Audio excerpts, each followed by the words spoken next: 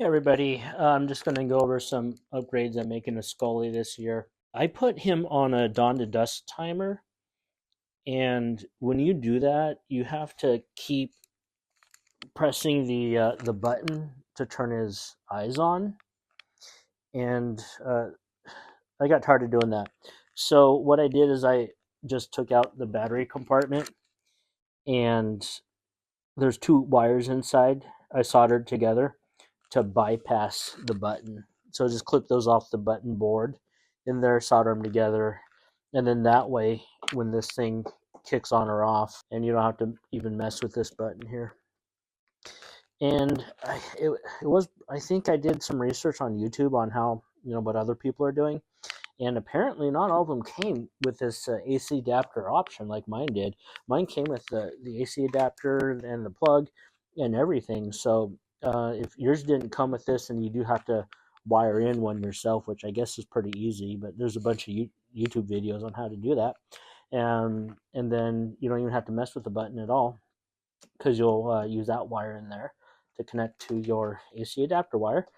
But that's how I did it, so I can use the timer and I don't have to manually turn on or off the lights for the eyes. I do have the LED kit here as well installed. I'm going to end up probably putting a light coat of brown paint on it to age it, give it a little patina to the whole thing. But next, I'm actually going to do a little modifications to the head. All right, so the next thing that I was going to do is articulate the lower jaw. I don't think I'm going to animate it this year, but I at least want to separate it so that it's hinged so I can have it open. And I was kind of tracing along here on the where I wanted to actually make the cuts, and how is it going to line up on the bottom. So there, again, on YouTube, there's a bunch of videos of people that have already done this. But I haven't seen any that show you how they did it. And so I'm just going to kind of fumble through this myself so you can learn from either my success or my mistakes. We'll see. But also, I want to compare this with one of my skulls that I have. I actually collect human skulls, real ones. This is an actual human skull. And you can see that they actually modeled Scully pretty accurate. And I'm looking at the lower jaw here, and the spaces where there's nothing. So that's why I circled this area here and then this area here. So ideally, when I cut out the lower jaw, I'm actually going to create voids here and here too. So it's a little more accurate, a little more realistic.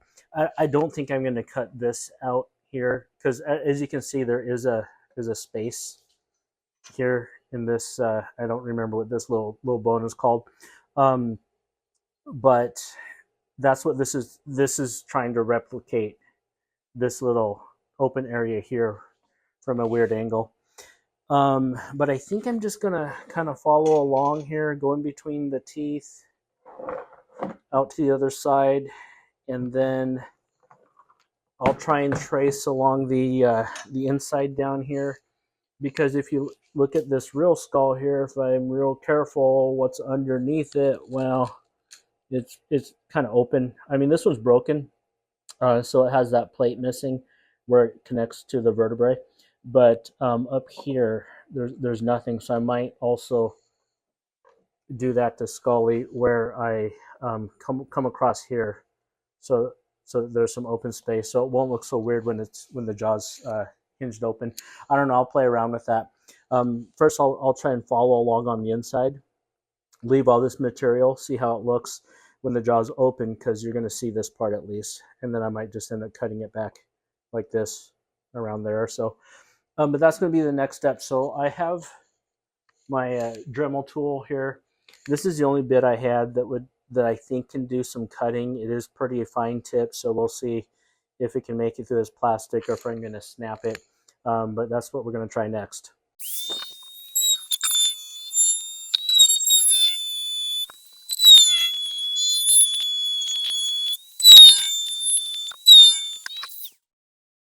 Yeah, that broke off nice and good, so let me see if I can find a different bit.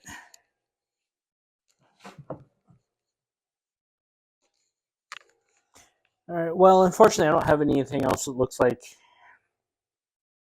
it would work terrific.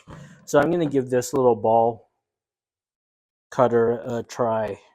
It looks to be kind of more aggressive than what I was using before.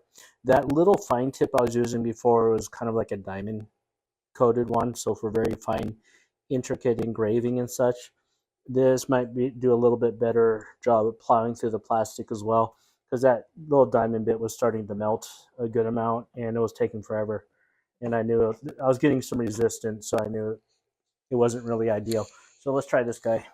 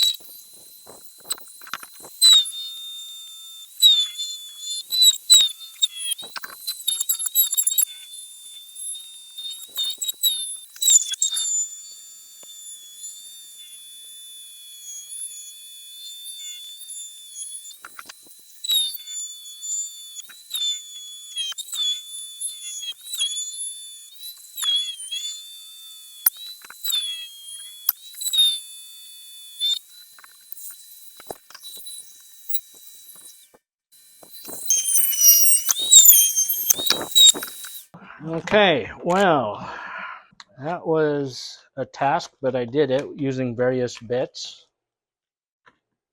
So now, so here's the bottom jaw by itself. That came off just fine.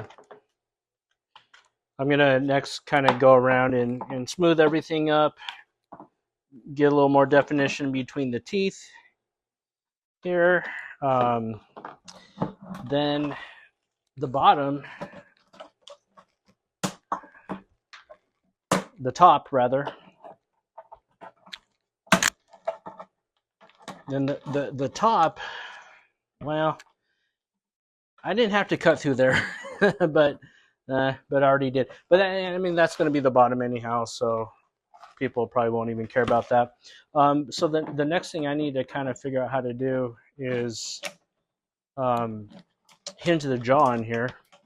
Okay, so you can see I got them all cleaned up here. I got all the teeth shaved out, got everything, all the fuzzy, a lot of the fuzzies removed, at least enough for me. I did leave the bottom here solid. There was no point in cutting that, so don't waste your time. And I just have some nuts and bolts here holding the jaw on. There's a washer and a nut inside there on both sides. It's going to keep it open. That is definitely good enough for me. Next up, I am going to add some patina to Skelly. What I bought is basically the cheapest spray paint I could buy on Amazon. This is Cocoa Brown. My goal is to spray it on and then use a rag to kind of wipe it around, because obviously we don't want it to look solid brown, but we want it to get in all the nooks and crannies and have a nice patina antique look to it. So I'm going to do that off camera here, so I can go in the gravel on the side of my house so I don't get paint all over my truck or driveway. And I'll show you what that looks like next. Okay, so here are my results on the first foot. So here's what I did is I coated this, probably basically this whole front half, pretty generous, and took my rag and started to wipe it off. And I noticed a couple things. I'm in Arizona, and it's in the morning right now, but it's still 85 degrees. So you got to pay attention to your dry time. And then also how thick you go will influence your results once you rub it with a rag. For what I was going for, this is still a little bit heavy. It's pretty dark. So what I did on this back half is I did it in smaller sections and lighter coats. And you can tell the difference that it's very light here And then this was my first attempt where it was laid on a little more thick, and it dried pretty quickly. So the back, I think, looks really good, and that's what I'm going to stick with, is lighter coats and kind of rub it in right away. So I'm going to continue, and then once I get a few more pieces done, I'll report back. Here are the results after painting a lot of the arms and legs and the feet. So the technique that worked best for me for the results I was going for is very, very light coat, not heavy, and then just wipe it off right away. And it got kind of the look I was going for. If you want it more consistent, you could go over it with a light coat of some type of stain, so that it really darkens up a little bit of the lighter areas still. So it looks a little inconsistent right now. But if you want to use some very light brown stain on it, you can. The problem with stain, though, is it takes forever to dry, and then you got to wipe it off, and then it has to cure, and then also it can come off, in the rain and the elements outside. I really don't want to mess with that right now for at least this year. So I'm pretty happy with what I got going on here. So now I got to work on the torso, the pelvic region, and the head, and I'll show you what those look like next.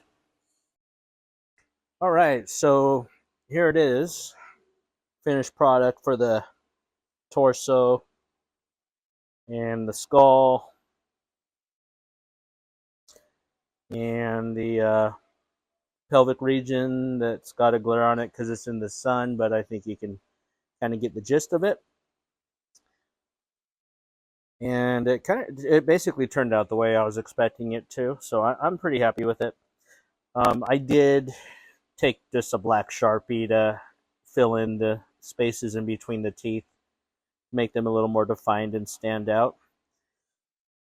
So that's the painting process. And next you're going to see a cool little modification I'm going to do to the shoulder joints here. So the next thing I'm going to do to Skelly,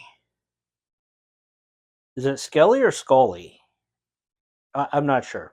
Put in the comments on what you think it is, because I don't know. I go back and forth, I guess. Anyhow, the shoulders that come with it, you can only position the arms in certain angles, and then that's it. There's not a whole lot of adjustability once you clamp down that bolt there, unless you buy this kit here from Napier Family Lights. I found them on Facebook. These attachments are very beefy, 3D printed, and they offer much more adjustability. So I'm going to install these next, and I'll show you how to do that.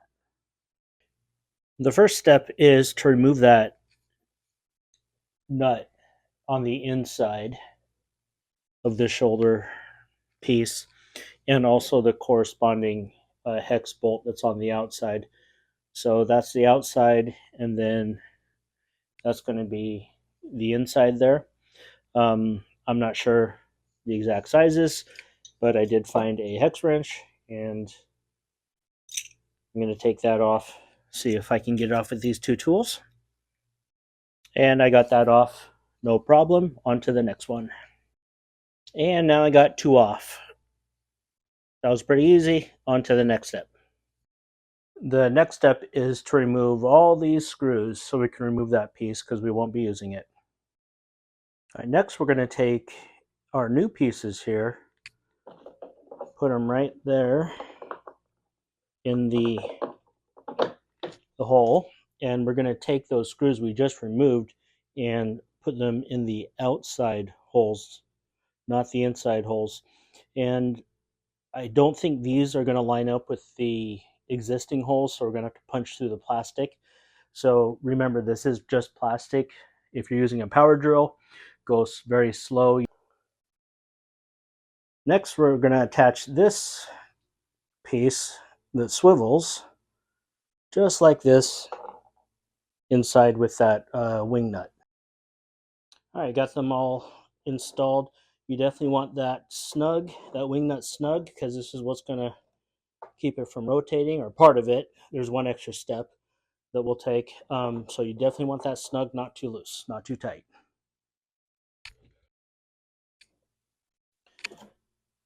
Okay, so the next step is you want to rotate this piece so that the countersink for the bolt is facing the front, this rib cage. And you're going to take this piece here that goes inside, and you want this notch. That's for the bolt on the upper arm. That's going to face the rear. And then just use the supplied hardware to attach that.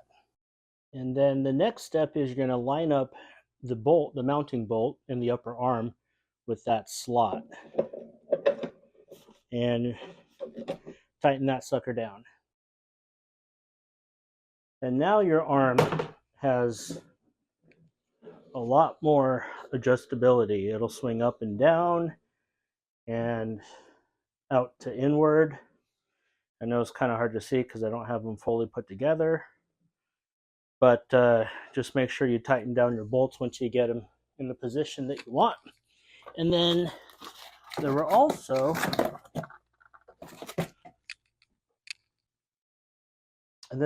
some included screws here, four screws. There's going to be some holes right there, as you can see. Once you have them in a position that you want, you can put these screws through those holes. And there's 2 on each side. Those holes should line up with existing holes in the mounting plate below it. And that'll help keep it in place if you feel you need it. I don't know if I'm going to need it, so I'm not going to install them right now. So again, this kit is available from a company called Napier Family Lights. They're only on Facebook right now. I'll put a link to their page in the description and the pinned comment. A couple things about this kit. I think it was like $35 plus shipping. As of right now, they only take orders via Facebook. So you have to have a Facebook account to message him. Mine came in white, but I have seen them also made in black. I'm guessing that depends on what materials he's working with at the time of manufacturing. I think he's a one-man show, so when he gets busy, there may be a wait, so just be patient with him. He also makes some other cool accessories for Skelly. He does make a motor that'll make the head turn back and forth. I'm not buying it this year, but maybe next year. We'll see. And yeah, this was really easy to install. He does have a video on YouTube on how to install these, but it's an older version. He did make some upgrades, I think, to this newer version that I got, and with some of the hardware, mounting hardware. And based on watching that old video and what I got, I think this new setup is going to be way more efficient and better. So if you see that video and it looks a little different, that's why. He's constantly making upgrades, which is really neat. So we'll see what he comes up with next. But I think that's it for the modifications I'm going to make this year in 2023. I can't put them up yet. It's a little too early, but I at least wanted to get this video out as soon as possible. I'm going to make a follow-up video once he is displayed and ready to go. I can't do it yet because my HOA will fine me for putting up decorations too early, believe it or not. So watch out for the follow-up video where he's in his full glory, because I'm also going to add some other accessories to him too that I haven't shown you yet. Tune in. If you have any questions, put them in the comment. Thanks for watching.